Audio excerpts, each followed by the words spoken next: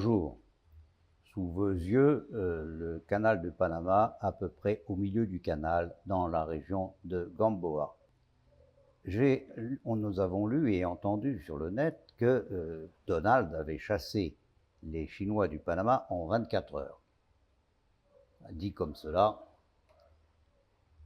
Mais en réalité, et comme je l'ai exposé dans un précédent billet, la gestion du canal est assurée par un organisme d'État qui est hors de portée, en tout cas en apparence, du tout appétit chinois. En revanche, les deux ports aux deux extrémités du canal, c'est-à-dire Balboa et Cristobal, sont en effet gérés par deux concessions qui sont confiées à un milliardaire chinois. Et il faudra, à mon avis, beaucoup plus de 24 heures pour y changer quoi que ce soit. D'abord, ce sont des concessions, donc ce sont des contrats commerciaux, effectivement à renouveler en 2026, mais pas aussi simplement que cela, puisqu'il s'agit de contrats commerciaux et que d'éventuels changements de concessionnaire ne se feront pas sans douleur financière assortie de négociations compliquées et autres chinoiseries. Alors une question se pose, une question que je n'ai pas encore abordée. Donald pourrait-il réellement reprendre le canal? Par des moyens militaires, cela ne fait aucun doute. Cela lui prendrait quelques heures, en tout cas quelques jours.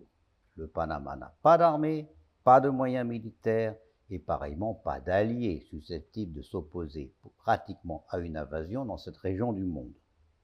Question, que diraient les Panaméens? Alors, sachez que vous êtes tous persuadés d'une opposition locale unanime, c'est ce que vous récitent vos médias. Pas si simple cependant. En fait, sur ce sujet, les opinions sont extrêmement tranchées et parfaitement inconciliables. En effet, l'évocation d'un retour américain, à cette évocation, un petit 20% de la population grimpe au rideau, au comble de l'indignation. Qui sont ces 20%?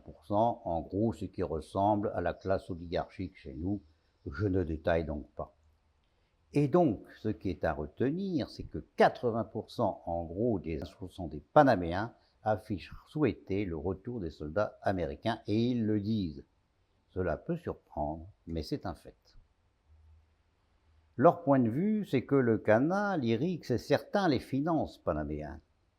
Mais l'opinion commune est que le ruissellement engendré par le canal se trouve très vite filtré, sinon asséché, par les 20% évoqués ci-dessus, et que n'arrive qu'au compte-gouttes, voire pas du tout, de ruissellement aux 80%. Vrai, partiellement vrai, faux, je n'en sais rien, peu importe, ce qui est sûr, il n'y a aucun doute là-dessus, c'est là un sentiment collectif certain. Pourtant, avant la cession du canal, 45 000 Américains à peu près vivaient au Panama. C'étaient des militaires ou encore des civils, tous occupés par le canal, les uns et les autres étant particulièrement bien rémunérés, puisque ils étaient en mission à l'étranger et ils dépensaient au moins une partie de leur argent directement dans le pays, qui comptait un peu moins de 3 millions d'habitants, donc 30 000 expatriés pour 3 millions d'habitants, ça représentait quand même quelque chose.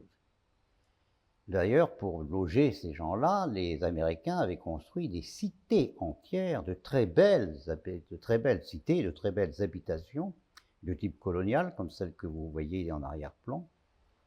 En gros, les principales, c'était Amador, à l'extrémité de Panama City, Gamboa, dont vous avez vu tout à l'heure une photo, qui est à peu près au milieu du lac, au milieu du canal, entre le lac Gatun et le Rio Chagres. Et enfin, la zone de Fort Sherman, de l'autre côté, en face de Colón, du côté donc atlantique.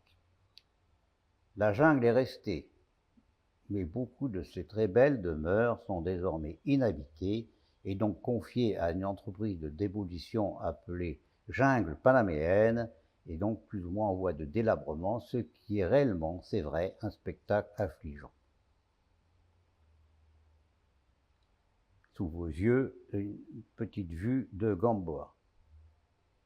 Ils ne sont pas tous partis, c'est vrai, mais les Américains n'ont pas tant que cela déserté le Panama, puisqu'il en reste au moins 25 000. les uns retraités, d'autres occupés à l'ingénierie du canal. Mais la plupart d'entre eux n'habitent plus ces belles cités du passé, à l'exception, dans une certaine mesure, d'Amador. Pourquoi ils n'y habitent plus? Parce qu'ils se sont regroupés dans des endroits qui leur convenaient, qui étaient plus faciles sur le plan climatique, et notamment la région de Chiriquí.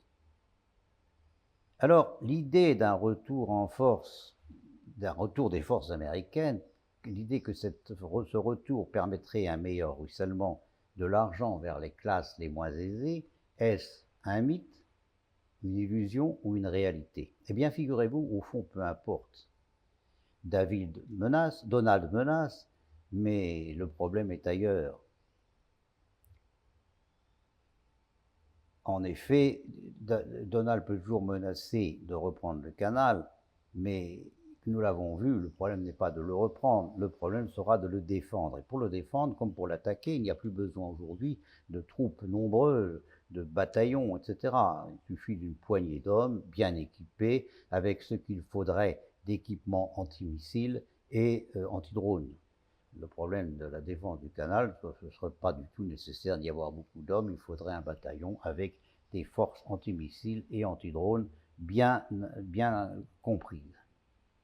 Donc pour le ruissellement, comme pour la réhabilitation des maisons, il faudra trouver autre chose, c'est qu'en réalité, le destin du canal ne se joue certainement pas du côté panaméen, mais peut-être bien de l'autre côté du Pacifique.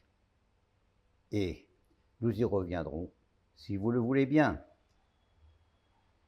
En attendant, pour ne pas finir tristement, eh bien, quelques images de ces cités qui sont restées, certaines sont restées entretenues, et les maisons sont plus ou moins protégées, certaines sont rachetées et réhabilitées, d'autres, parfois, ne sont plus habitées et peu à peu se dégradent. On voit là donc quelques jolies maisons de cette époque coloniale américaine.